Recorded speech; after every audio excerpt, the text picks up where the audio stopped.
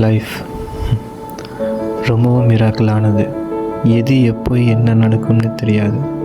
But கண்டிப்பாக லைஃப்பில் எல்லாருக்கும் ஒரு மிராக்கிள் நடக்கும்.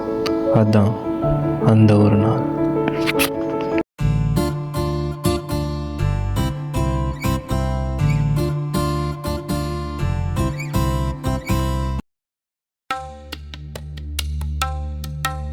என்ன மிஸ்டர் அஸ்வின், ப்ரொஃபைல் எல்லாமே ப்ரெசன்டேஷன் இவ்வளோ கம்மியாக இருக்குது.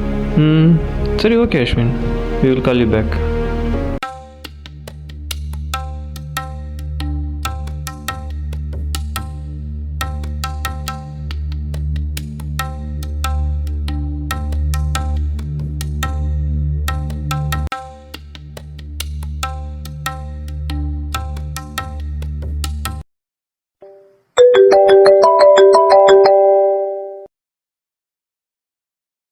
ஆச்சு, செலக்ட் ஆயிட்டியா? கூப்பிட்றேன்னு சொல்லியிருக்காங்கம்மா. சரிப்பா, செலவுக்கு பணம் ஏதாச்சும் வேணுமா? இல்லை, வேண்டாம்மா. ம்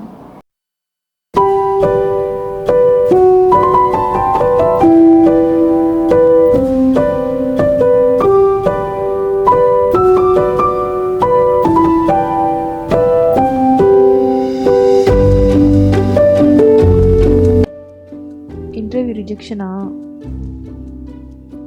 ஆமாம். என்ன இப்போ அதுக்கு நீங்கள் ஏதாச்சும் வேலை ரெக்கமெண்ட் பண்ணி தர போகிறீங்களா? சும்மா நோயின்னு. ஏன் எவ்வளோ கோவம்?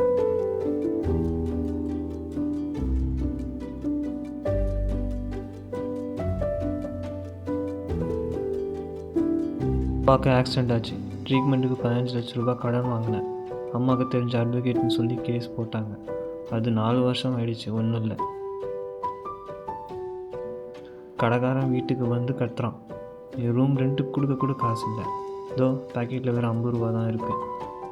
நானும் உங்களை மாதிரி தான் கஷ்டப்பட்டுட்டு இருந்தேன். எப்போ வரைக்கும்னா அந்த ஒரு 4 வர வரைக்கும். இங்கே யாருக்கு தான் கஷ்டம் இல்லை? உங்களுக்கு 100 ரூபாய்க்கு கஷ்டம்னா தோ அவனுக்கு 500 ரூபாய்க்கு கஷ்டம். அந்த காரில் போகிறானே அவனுக்கு 1000 ரூபாய்க்கு கஷ்டம். எல்லாருக்கும் ப்ராப்ளம்ஸ் இருக்குதா லைஃப்பில். என் நிலைமையில் இருந்து யோசிச்சு பாருங்கள், அப்போ புரியும். எல்லாமே ஒரே நாளில் சரியாயிடாது, ஒவ்வொன்றா தான் சரியாகும். நம்பிக்கை கைவிட்டுறாதீங்க. நெக்ஸ்ட் இன்டர்வியூக்கு ப்ரிப்பேர் பண்ணுங்கள். கண்டிப்பாக உங்களுக்கு எல்லா பிரச்சனையும் முடியும். அந்த ஒரு நாள் வரும்.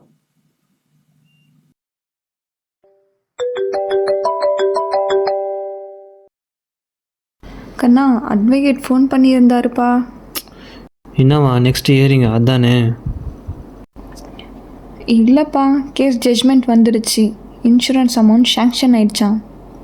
எவ்வளோமா? 27 லட்சம்ப்பா.